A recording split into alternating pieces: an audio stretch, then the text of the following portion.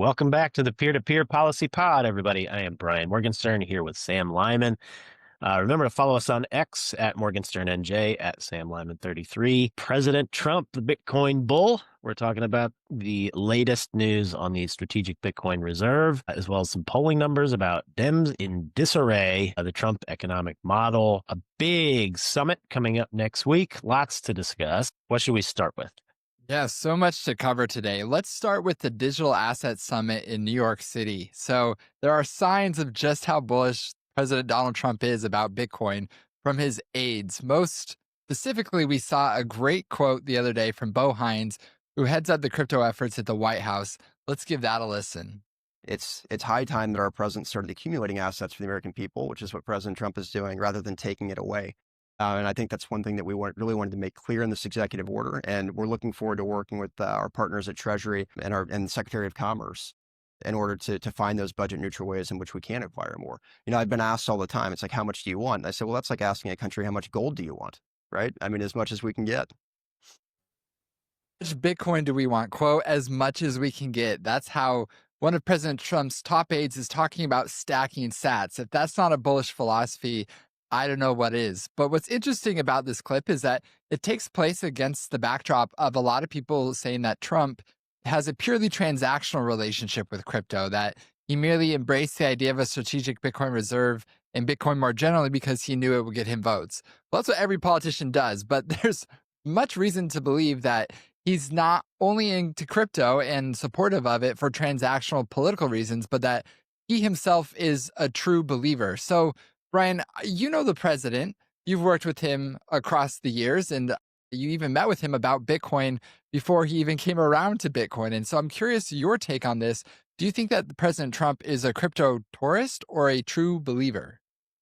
Well, I think he is a true believer who is on his Bitcoin journey, which a term which didn't mean much to me a few years ago, but now means a lot. So I know he is a believer and wants to promote it and learn more about it and have it thrive in the United States, because those are the sorts of things he said when we met with him. And one of the first things that I think is, a great signal here that he had said was, I completely understand why you guys want alternatives, why everybody likes Bitcoin, because the system is, I'm paraphrasing, the system doesn't work for everybody. Financial inclusion is an issue, people being debanked for either political reasons or financial or economic reasons, whatever it may be. People are distrustful of the legacy financial system, and they want more empowerment.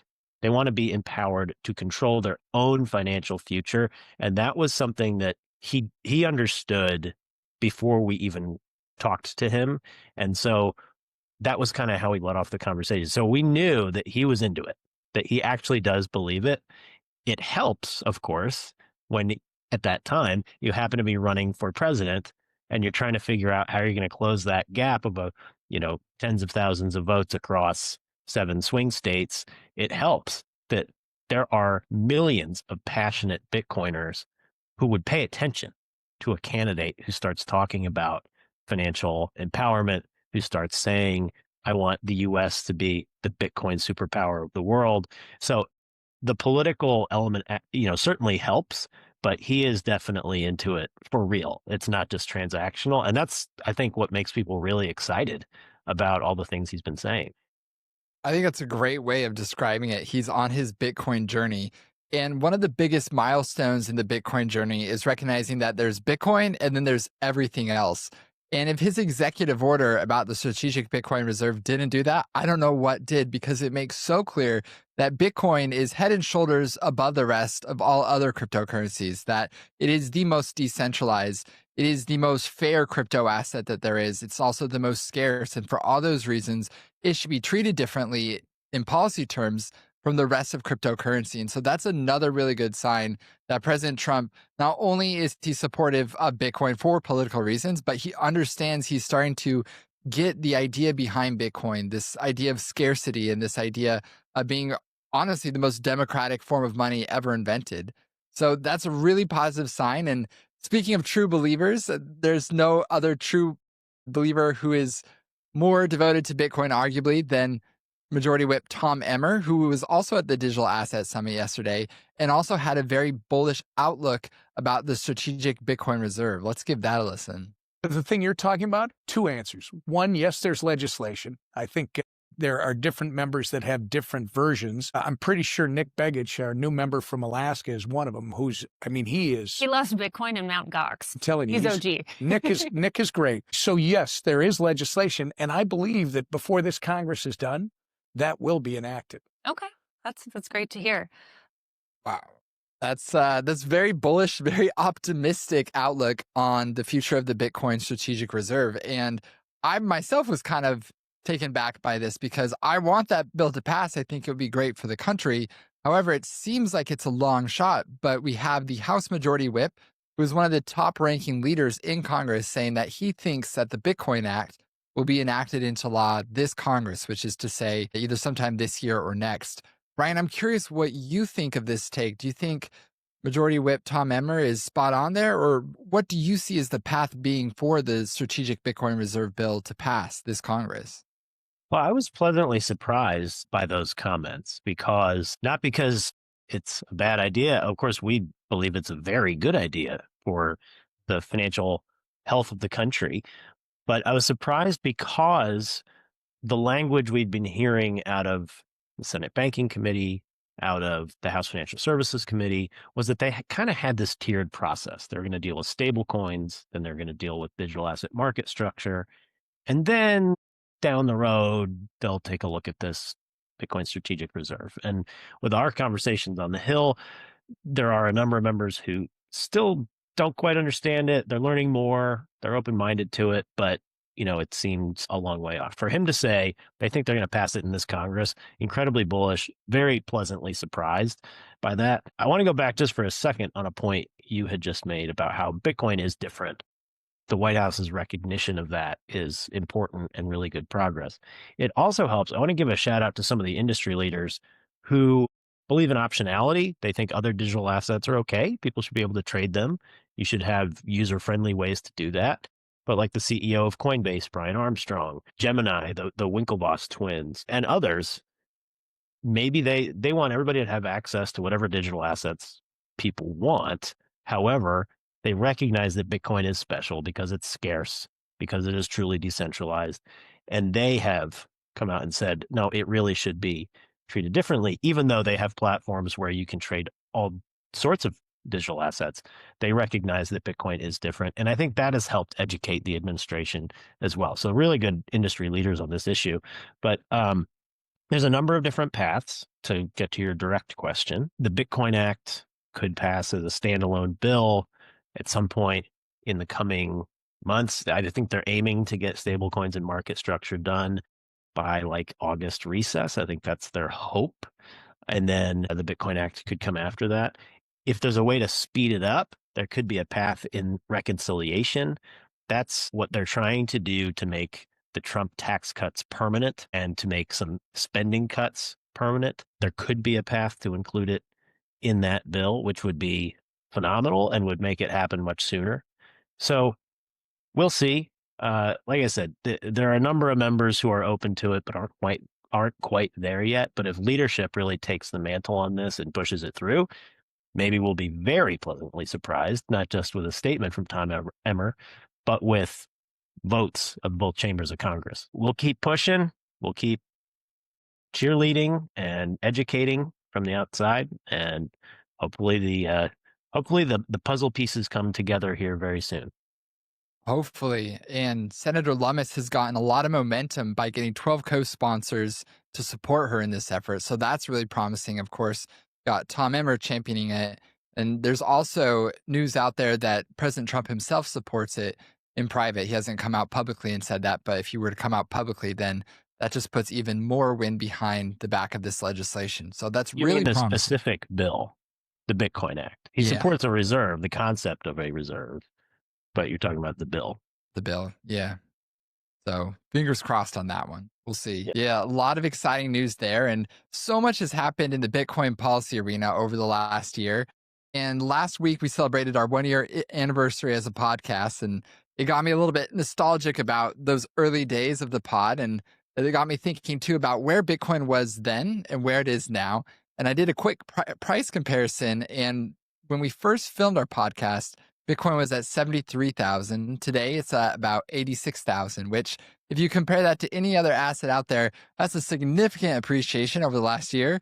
But when you compare it to Bitcoin's price history over the course of its lifetime, it's not that impressive, which I think is interesting because maybe we expected a little bit more for Bitcoin over the last year, given everything that's happened from a policy front over the last year here in Washington, D.C. So, Brian, we've talked about this on the podcast before, but I'm curious to get your take on why price continues to lag policy and where you see Bitcoin's price being potentially 1 year from now. Yeah, well, one of the great things about Bitcoin is its purity. So what it needs is not just hype and good policy, but you need demand to outstrip supply. There's still, I think it's, 400 Bitcoin a day or something being entered into circulation through the mining process. Once you get more corporations putting it on their balance sheet, once you get more nation states acquiring Bitcoin, you're going to see a lot more demand, and the supply is going to stay the same because that is baked into the Bitcoin cake. So I think we see the signal, but the noise is still coming. As for a prediction, I hate to look into my crystal ball and make a prediction and then something happens and maybe it wasn't quite right. But I will say probably the most reasoned attempt at making a prediction was Van Eck when they projected that if the United States starts acquiring Bitcoin in a strategic reserve, other nations start to follow suit, then of course more and more corporations are going to have no excuse. They're projecting that you would see demand outstrip supply to the point that the price could double roughly and hit like 180,000 in about a year. That's a lot of ifs, of course, but their landing on that number, I think, seemed to be pretty well reasoned with what they think is likely to happen over the next year or so. I hope it comes true. Hodling is a way of life for Bitcoiners, whether that happens, whether the reserve happens today, tomorrow, next year, we're all going to hodl. We're going to keep stacking sats and, just keep calm and stack sats, everybody. The life's motto. Yeah, I agree. I think that Van Eck prediction seems reasonable to me, and it's hard to fathom a number of $180,000 per Bitcoin when you consider that it was just a couple years ago that you had people like Peter Zeihan going on Joe Rogan saying that Bitcoin was going to zero. The doubters and the haters have clearly been proven wrong. Bitcoin still appears to be on an upward march. And of course, throwing in all those caveats as well, I'm not a financial advisor. These are just my feelings. Neither one of us is. But I do get the sense that there is still another leg or two left in this bull run. I don't think things are over yet and that there's still plenty of room to run. We'll see. Could be a year from now that this was the top. Hopefully not. And if it was the top, it's always just a local top because Bitcoin will be around for the duration of our lifetimes. And we are grateful for that and grateful for everything exciting happening in the space. And so, Brian, you and I, we're pretty locked into Bitcoin on a day-to-day basis, but we're also locked into the economy as well. And I want to transition to the next part of our discussion to talk about the economy because there's a lot of uncertainty out there due to tariffs. But the way that tariffs are impacting Wall Street versus Main Street in terms of public perception seems to be very different. You and I, we live in the Acela corridor, and here in cities like Washington, D.C. and New York, if you were listening to the news, you'd think that we're on the verge of a second Great Depression. It's just a really gloomy outlook on the economy. But if you look in the heartland, people aren't nearly so dire about the economy, which brings up a fundamental divide between Main Street and Wall Street when it comes to the economy. And no one sums this up better than, of all people, comedian Andrew Schultz on the All In podcast. Let's give that a listen. Every American thinks they're going to be a millionaire. That's what this country drives off of. That hope, yeah. And the second they stop thinking they will be, Or they can be. it falls apart. I'm telling you, like the you guys of the world need to pay close attention to because there's going to be no empathy if anything bad happens. Oh, the stock market is down. No Americans are invested in the stock market. Like, that's all you guys. Half of the country is. I've been saying it for months. Nobody cares about the stock market, nor should we. And the reason is because we, people who own these assets, have overly benefited more than we've deserved for the last 15 years. Ever since the great financial crisis in the United States, people who, as Jason said, could cozy up, if you could have lobbied Obama in those critical years of the GFC. Wow. It's a hot take. Mainstream Americans don't care about the economy, or they don't care about the stock market, I mean to say. That's really interesting because there are a lot of Americans, about 50%, who own stock. But I think a lot of that stock comes through 401ks and retirement plans that people don't pay attention to on a day-to-day basis, which is probably a good thing. Brian, I'm curious your take on Andrew Schultz's opinion here. Do you think it's true that most Americans don't really care about the stock market? And if there's a disconnect between judging the stock market as an indicator of economic performance versus the cost of gas and groceries every day, do you think this lends some perspective to the vibe session that people experienced during the Biden years? Yes, and actually, Olin just did an interview with Treasury Secretary Scott Bessent where they touched on this topic as well. It's a really important point, and we've said it on this podcast, but I don't think we can say it enough because of how important it is. If you want to have, and they touched on the societal implications. If you want to have a stable, patriotic, cohesive nation, people must believe that it's special because they can succeed here better than anywhere else, which I still believe to be true, but we've seen it slipping away. And one of the reasons is because of what they were just touching on. When you have inflation, when you have out of control spending, what that does is bolster the value of assets, people who own, and it increased the costs of your everyday goods, of housing, of your car, of your insurance, of your groceries. And so you end up widening the gap between the haves and the have-nots, or the owns and the don't owns, or the owners and renters, if you will. And so it makes it much harder for people to climb the economic ladder from renter to owner, if you will, if we're talking about assets. And it's that ambition, it's that hope of climbing up the economic ladder that really does keep America cohesive and optimistic, and it keeps it stable. So what we've seen in recent years is artificially low interest rates, virtually free money, so that asset holders, like Chamath said, could lever up. They could borrow money for almost 0%, and then they could use it to acquire assets which are growing in value much, much faster than those rates. If you don't own, you can't lever up, you can't benefit from the frothy market. You see the people who are maybe in the nicer neighborhood next door getting richer, and you see all of your bills going up. So if you have debt instead of owning things, then you're especially hurt. And that dream of becoming a wealthy owner of things gets further and further from your view. It becomes more and more impossible to achieve. So this focus on building up the middle class to be able to afford things, to be able to own things, to be able to grow their wealth is absolutely where we need to be as a country. And yeah, that may take some of the froth out of the market. That may make people who are already rich get richer slower. But that's going to be much better for societal cohesion in the years to come. So it's a tough concept to explain or describe to somebody who doesn't follow markets, but I think it's a profound one, and leave it to a comedian to actually just put it in very easily understandable terms. I'm glad this is a part of the kind of national conversation right now because it is so, so important. I am too. And you mentioned that this can be difficult to explain to people.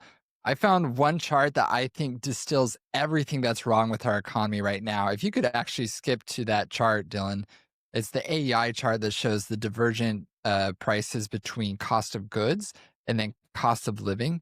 Here we go. So this is price changes from January 2000 to December 2020. So as you can see in this chart, we have the prices of consumer goods getting a lot cheaper, but we have the prices of things like medical care, college tuition, child care, just these basic things that you need to live soaring astronomically. So while a flat screen TV might be $200 in 2025, the price of college is about 4 times as expensive as it was when our parents went to school.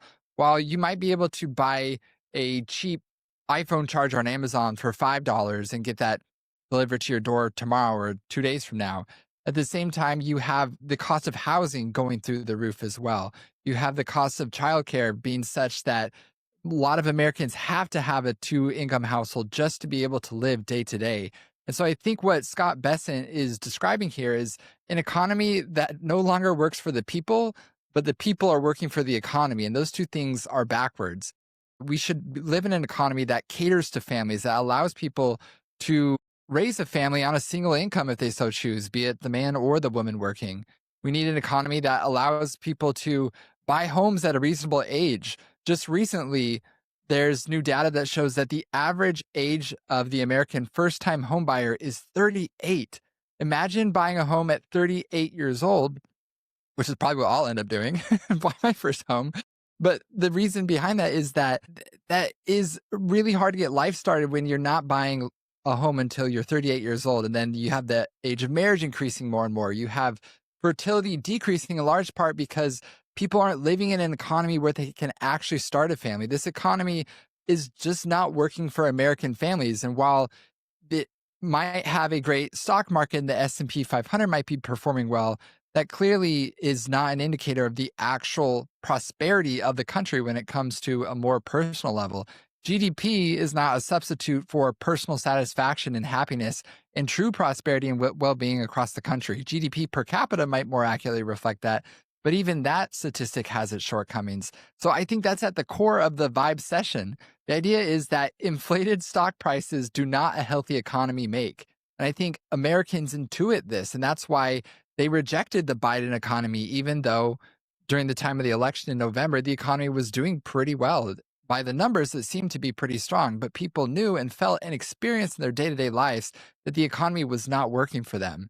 And I think that's what President Trump campaigned on as well. And I think outlining that vision of what a new economy can look like is going to be the challenge of the Trump presidency. And Brian, as someone who worked in Treasury in the last Trump administration, who played a pivotal role in honing the messaging on economic policy, I'm curious how you would message this new economic vision to the country if you were, again, advising President Trump or Secretary Bessent about how to communicate this correction in asset prices and why, at least in the long term, it's for the best of the country. Well, I think they're starting to hit these points, but there's a number of things that are going to help middle-class Americans to succeed and to become wealthy.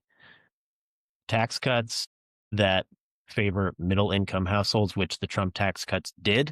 It actually raised taxes for a lot of wealthy people, put more of people's hard-earned money in their pockets, deregulation to allow businesses to thrive without so much friction from an overbearing government, rebalancing trade deals so that our domestic companies have more open markets overseas so that they can get more revenue, hire more people, build more things here. That's part of the tariff kind of cocktail. And drill, baby, drill, cheap energy. Energy is the underpinnings of everything in an economy. And when it is cheap and abundant, everything is going to become more cheap and abundant. But the result of all of those things, when you put all those ingredients into the pot and stir it up, what it creates is a more productive workforce in the country, which leads to more GDP or faster growth, which is going to outpace spending, bring down inflation, make the dollar stronger. That makes, when you have a more productive workforce, you're going to end up having more GDP per capita. And that is, I think, the quality of life improvement that we're going to see to create a broad-based, successful country. During the Biden administration, they didn't focus on worker productivity. They focused on shoveling the public fisc out the door and just thinking that they could rain money down on everybody and that they'll feel better off. That's not true, because when you do that, every dollar that exists becomes less valuable. And that's why we saw rich people get richer, people who are struggling struggle worse and lose hope that their children are going to do better than themselves. So I think it's, you put the ingredients in the pot, and here's the meal we're making for you. And it's going to lead to a more productive working class in America, which is going to lead to more GDP growth, but it's going to impact people's lives. It's going to make their lives better. So I think that's my shot at it. I'm sure we can do better than that, but I'm glad they're starting to talk in these terms somewhat. But that'll help translate what's actually happening and reduce anxiety. People will understand why there's market volatility when you make this shift of people from government work, digging the proverbial ditches, hire somebody else to fill it in.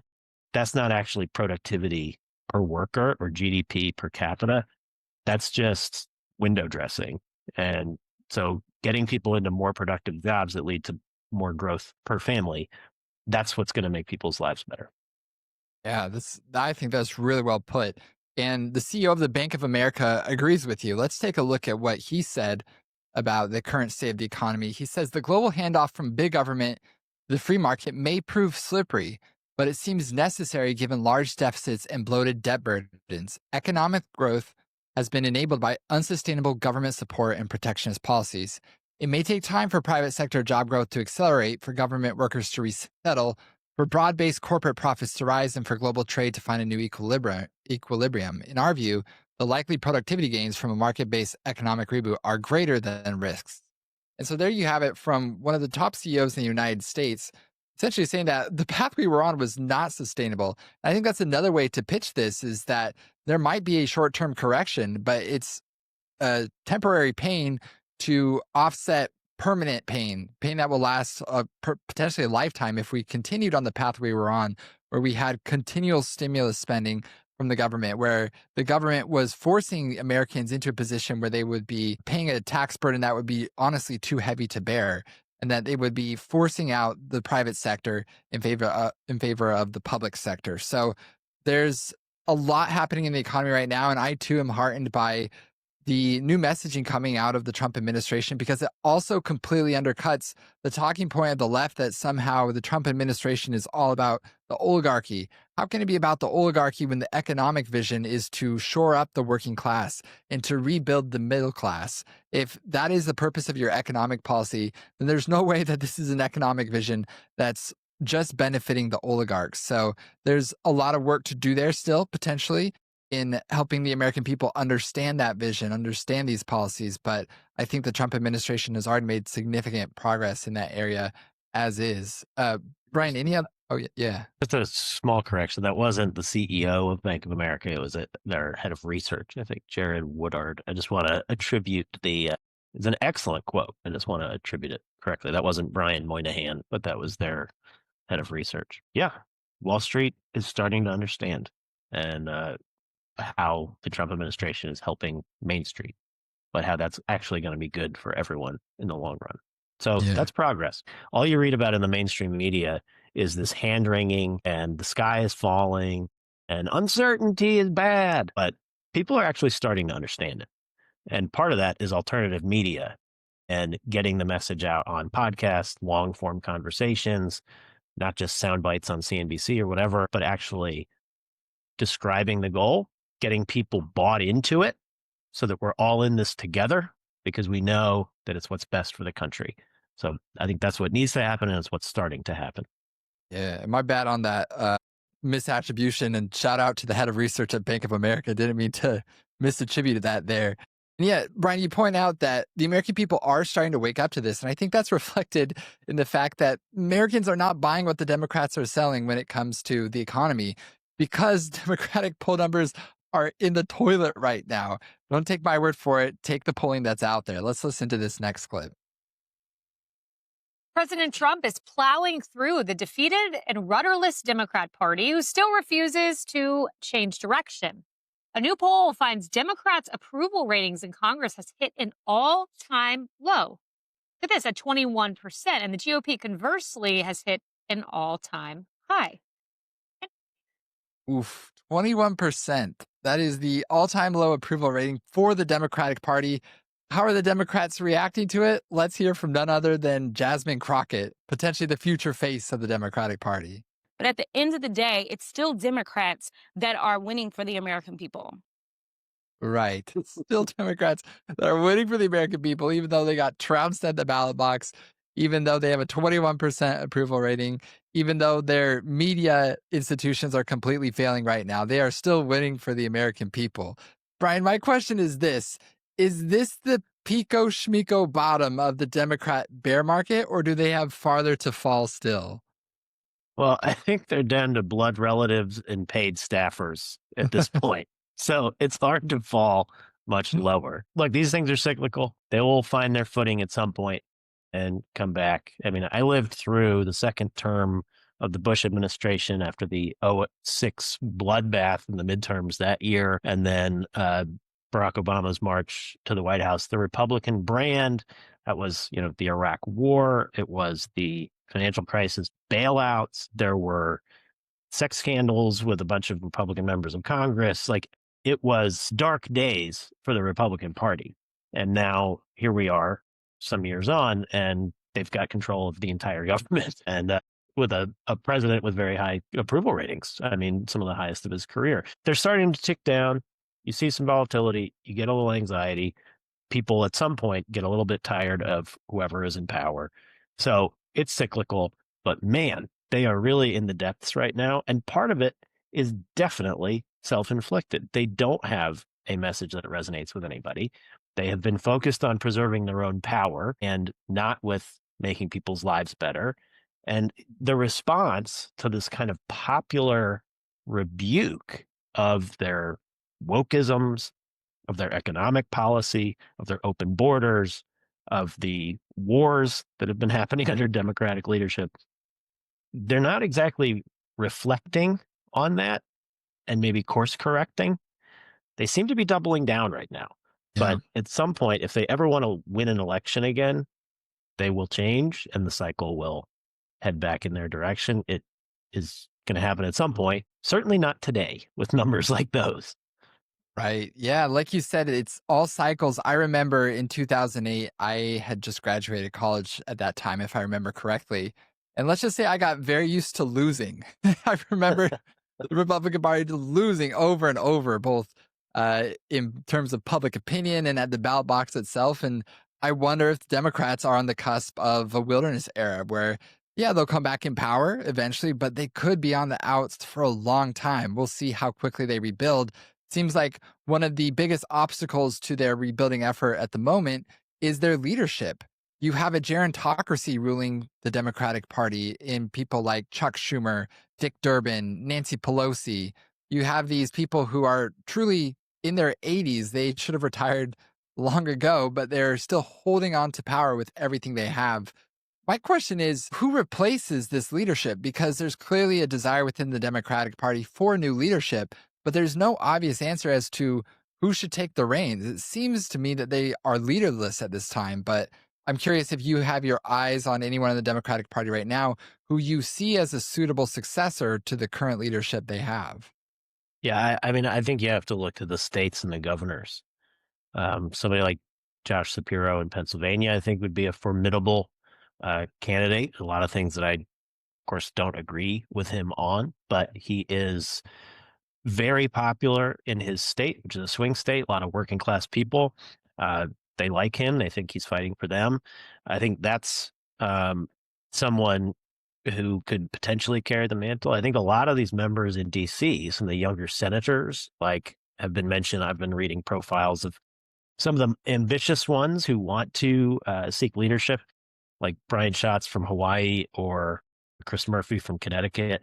I think they've spent too much time in D.C. I think they've been infected with the woke mind virus. I think their reaction to everything is to just scream obscenities about Trump, and they think that's going to play with their base, but it's not actually making people's lives better. That's why I think you have to go to the states and somebody who's actually had to serve constituents services and manage an economy and be more in touch on the ground rather than somebody who just represents a sapphire blue state and can just carry talking points in DC.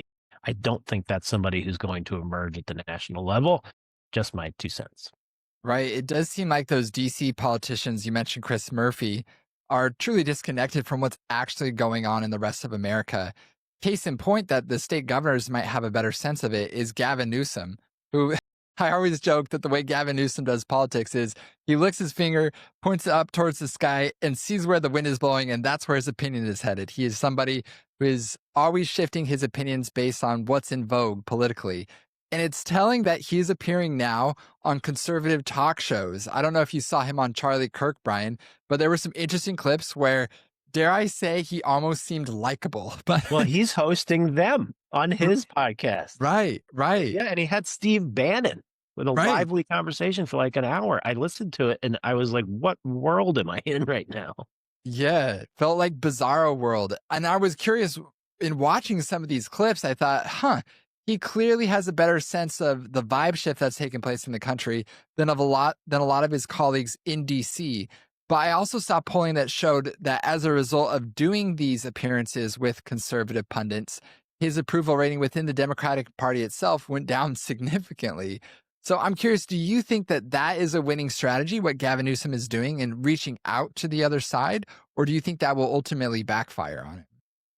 Well, I actually, and I can't believe I'm saying this, would definitely congratulate Governor Newsom on doing this. I think it's courageous and I think it's going to be good for everybody because it brings a focus more onto the ideas and the issues that are going to help Americans do better in life. Having a conversation with Bannon about economic nationalism and rebuilding the manufacturing base and how tariffs can be helpful in doing that, that was enlightening. And it should be enlightening for Democrats. And I think we can talk about this, but we've seen a complete reversal in positions on issues from the Democrat and Republican Party over the years. I think Donald Trump has completely shifted the way many Republicans think about economic policy. It used to just be the country club Republican, free traders, give me cheap stuff. And now it really has focused to building an economy with a strong foundation under it. If you had told me that in 2015, 10 years ago, I don't know if I would have believed you. But so by doing this, Newsom is actually bringing a focus onto the issues and the ideas that are going to help drive the economy forward. I still am not in a place where I think he would manage anything competently. What he's done in California has been ridiculous. He's destroyed some of the most beautiful parts of America with really bad fiscal and social policy. But by him reaching out, I think it just shows that elections really should be won on issues and having a debate about what's going to make people's lives better. So by doing this, I think it directs the focus less from tribalism, more to who's going to help me and who's going to, make my family in a stronger position in the future. So healthy for, I think, our discourse that he's doing this. Still skeptical of his leadership, but very glad that he's actually, I think, opening people's minds to these ideas, getting out of their partisan corners, being a little bit more thoughtful about the issues. Yeah, it's very much to his credit. Maybe this is the partisan in me, but when I saw him appearing on shows like Charlie Kirk, my gut reaction was Republicans shouldn't give this guy a platform because it's not as if the legacy media gave Republicans any meaningful platform whatsoever over the last 30 years. So why should new media do the same for Democrats? Of course, that might be a tit for tat, eye for an eye kind of way of thinking, but it's what I thought about. I'm curious, Brian, if you have any thoughts on that. Should these very influential conservative talk show hosts be platforming a guy who's had terrible ideas that absolutely wrecked his state if it might benefit him politically? I think that's a decent point because it's hard to believe that these conversations are actually going to change the way he would govern. And so maybe you're risking having somebody seem more sympathetic or more competitive in a future election who's going to do a bad job. And if you think about it in those terms, I completely get your point. So maybe it's a bad idea for that reason. But I hope that maybe we're building a coalition of patriotic Americans who actually are going to focus on how do we keep the country's manufacturing base strong? How are we going to keep the country's middle class aspirational and moving up the economic ladder. That's my hope is the outcome. But we've been in this game a while, and you may be right that it's just a cynical political move to try to make his future presidential run more successful. And if that's the case, maybe not such a good idea. Yeah. Well, it's interesting because who would have thought 10 years ago that Gavin Newsom would be sitting down with Steve Bannon to have a conversation about economic nationalism? I think what that shows more than anything is Trump has not only won the ballot box, he's won the hearts and minds of the American people. To be able to bring a Democratic governor of California around to at least being sympathetic to the ideas of economic nationalism. That's a resounding victory that I think should be appreciated by all who are close watchers of politics. So what I also think is interesting about the current state of the Democratic Party, Brian, and we've talked about this on previous episodes, but it seems like every prescription to improve the Democratic Party is to become more like the Republican Party, which we've talked about the autopsy that took place after the 2012 election with Republicans, where, if I remember right, it was the RNC. They published essentially a where we went wrong memo when it came to the presidential election with Mitt Romney in 2012 and where we can go from here. And all of the prescriptions for where the Republican Party should have gone from that point were to become more like the Democratic Party, to become even more liberal on immigration, for example, to become more progressive in tone and in substance of our policies. And then Trump came along and threw that in the trash bin, and he won, and he's continued to win really ever since then. And so what I'm curious, Brian, is the latest example of Democrats saying, hey, the way to fix our party is to become more like Republicans is a new book from two of the leading lights in the progressive movement, Ezra Klein and Derek Thompson. They've recently published a book called Abundance. Here's the book cover for it. A very feel-good utopian image of planet Earth there. And in this book, this is what I found most shocking. And this made me feel like I was taking crazy pills when I read this. If you could pull up the next block of text, Dylan. In this particular article about their book, the authors say they call for a new political movement to change America and to restore it to its greatness. And they say, and I quote, such a movement would combine the progressive virtue of care for the working class and a traditionally conservative celebration of national greatness, while taking a page from the libertarian obsession with eliminating harmful regulations to make the most important markets work better. Brian, what does that sound like to you? Sounds a lot like the Democrats want to make America great again. It sounds a lot like the Democrats want to make America great again. And I don't know if they're not self-aware or if they're trying to appropriate the MAGA coalition for themselves, but everything they just described, care for the working class, patriotism, and deregulation inspired by the libertarian right, those are all the key components, you could even say the three legs that uphold the new Republican Party. And so my question with all of this, Brian, is how did we get here? Do you think that these authors are blind to the reality of the Trump movement, that they're so drunk with Trump derangement syndrome that they don't see that the movement they're calling for already exists right in front of them and is winning at the ballot box? Or do you think they've seen Republicans winning and they're now trying to appropriate the vibes and the policies of abundance for themselves?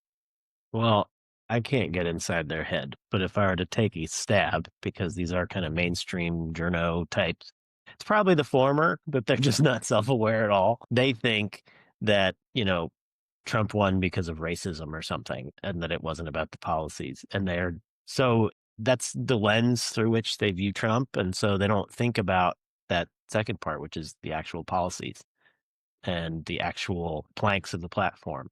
And that people do want to love their country. They love where they're from. As I've said, that's like when a rock star shows up in Cleveland and says, "Hello, Cleveland," and everybody yells and screams and cheers because people are proud of where they're from. They're proud of their country and they want to succeed. So my guess is it's a lack of self-awareness, but it is hilarious that now they're like, I've got it. It reminds me of the John Lovett skit from SNL. That's the ticket. You look at Trump's platform and say, oh, the Democrats should do that. Yeah, okay. Right. Welcome to the party, pal. Welcome to the party, pal. Exactly.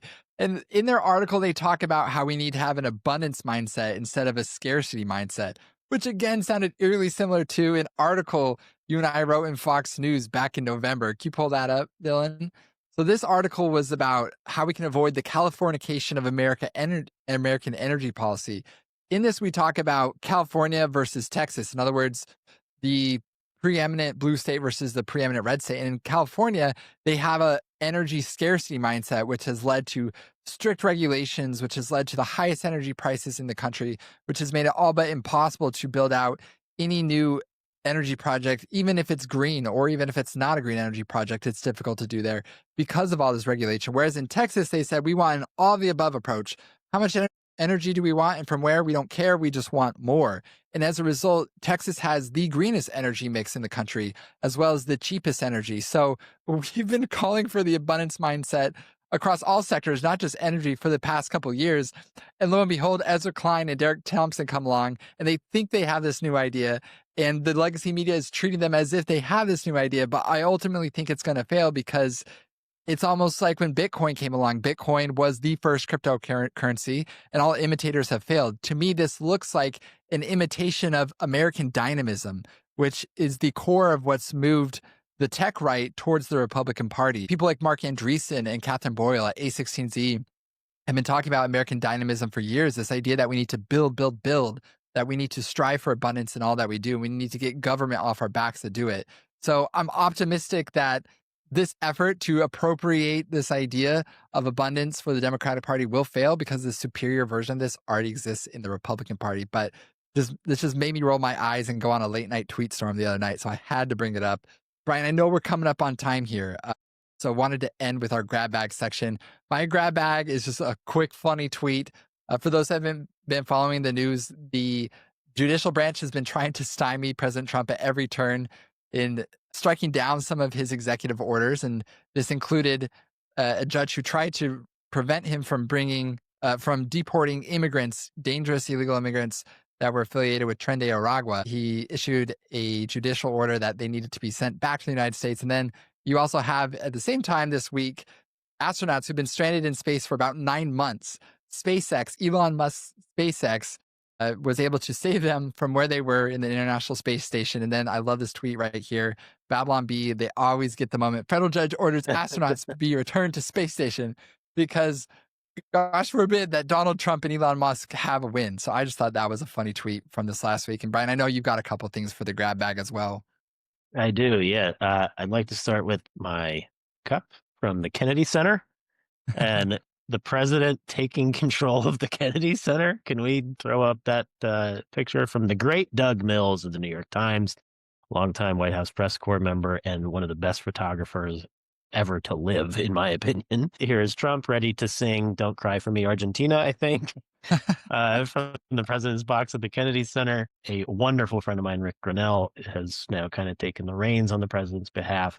The president is chairing the board himself. This is exciting because the Kennedy Center should be a preeminent arts center for the nation. It has kind of turned into a middling institution with pretty terrible entertainment options. They definitely went woke and went broke.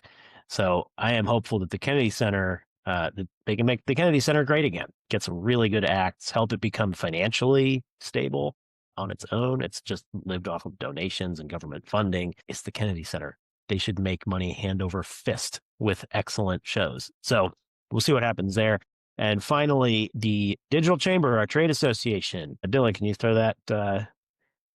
There you go. So great summit coming up next week, the DC Blockchain Summit hosted by the Digital Chamber. I want to congratulate Perry-Ann Boring, the founder, who is now stepping back, becoming the chair. She has built this organization for 10 years. Our friend Cody Carbone taking over as the CEO of the Chamber. He's a wonderful guy, very happy for him. And our boss, Jason, is going to talk about the Strategic Bitcoin Reserve with none other than the great Michael Saylor and the crypto queen of Congress, Cynthia Lummis. Donald Trump Jr. is going to take the stage at this summit. Yours truly will be speaking about the Bitcoin Voter Project and how we have gotten to where we are. So this summit is going to be crazy. I think the kids would say it's going to be off the hook, yo. It will be a lot of fun. So looking forward to that. With that, I think we are out of time, but thanks everybody for watching, and we will catch you next time on the Peer-to-Peer Policy Pod.